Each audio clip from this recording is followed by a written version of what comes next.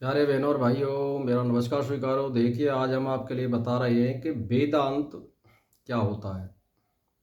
तो देखिए, वेदांत जो होता है वो एक तत्व को, यानी एक ईश्वर को स्वीकार करता है। इसमें कोई देवता या कोई भगवान ऐसा कोई नहीं है। वेदांत सृष्टि में अध्यात्म विद्या का सर्वोच्च ज्ञान है, यानी सबसे ऊपर वाला जो ज्ञान है वो वेदांती है। इसमें इस संपूर्ण सृष्टि की भिन्नता का निषेध करके उसके एक तत्व को स्वीकार किया गया है। इस संपूर्ण सृष्टि एक ही मूल तत्व का विस्तार है, यानी पेड़ एक ही है, डार अनेक हैं, लेकिन जो डाल हैं वो एक ही पेड़ की है, अनेक पेड़ की नहीं है।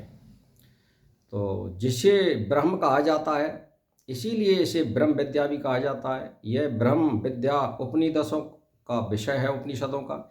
इसीलिए उपनिषद ही वेदांत है। ब्रह्म सूत्र उपनिषदों के सिद्धांत की मीमांसा है। ये उपनिषद वेद के अंतिम भाग होने से इन्हें वेदांत कहा जाता है।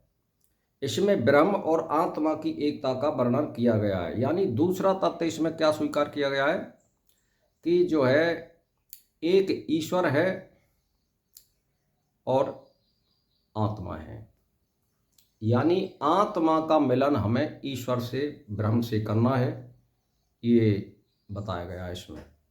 तो कहने का मेरा मतलब ये है कि जो ब्रह्म सत्य है, ज्ञान है, अनंत है और नित्य भी है। छांदो उपनिषद में कहा गया है कि सृष्टि की उत्पत्ति से पहले केवल एक ही सत्य था।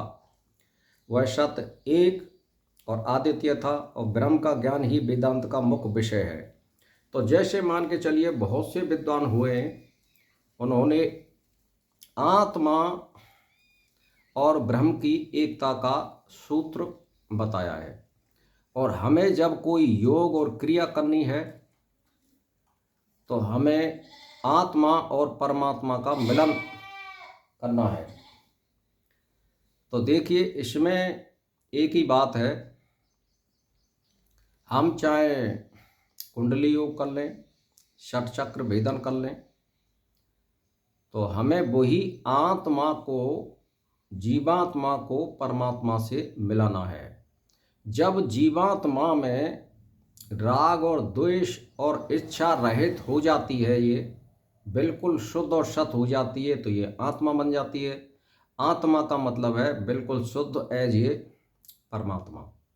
इसमें इतना ही अंतर होता है।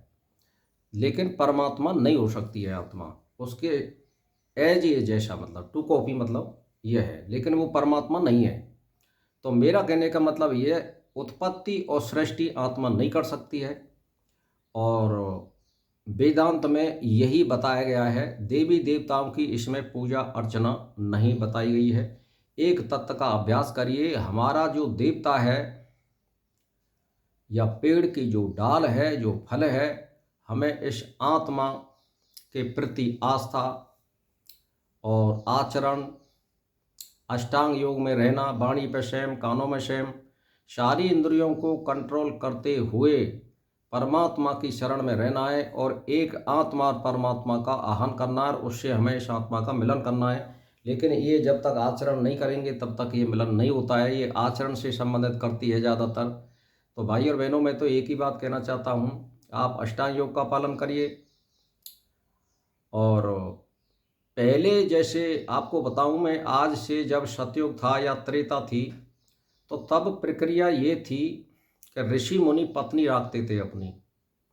तो माँ कोई पाप नहीं था, माँ उत्पत्ति करने की जरूरत थी।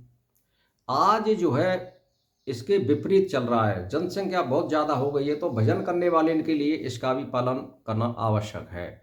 अगर किसी की पत्नी है और वो भजन करता है, एक पत्नी का आदमी भी ब्रह्मचारी माना जाता है और कोई इसमें पाप भी नहीं है, तो वो भजन का अधिकारी है, बशर्ते वो नियम में चलने वाला हो। उसमें भी, गृहस्थी में भी बहुत नियम करने पड़ते हैं, तभी वो साधना कर सकता है। ये वैष्णव के लिए स्त्री नहीं है, ये केवल उत्पत्ति के लिए है। तो इसमें आत्मा और परमात्मा का मिलन कोई गृहस्थी हो या बेगृहस्थी हो, सभी कर सकते हैं, और ब्रह्म को सभी प्राप्त कर सकते हैं। क्रिया और कर्म से और अष्टांग योग के द्वारा आचरण करिए केवल। तो हमें केवल ये देखना है कि अच्छा क्या है बुरा क्या है, कि बुराई को छोड़िए और अच्छाई को लीजिए। बस हमें महापुरुषों से यही सीखना है और एक तत्व का अभ्यास करना है। इसी को हम वेदांत कहते हैं, इसी को ब्रह्म कहते हैं, इसी को परमात्मा कहते हैं। तो भाई और बहनों, मेरा इसी लिहाज प्रणाम स्वीकार हो।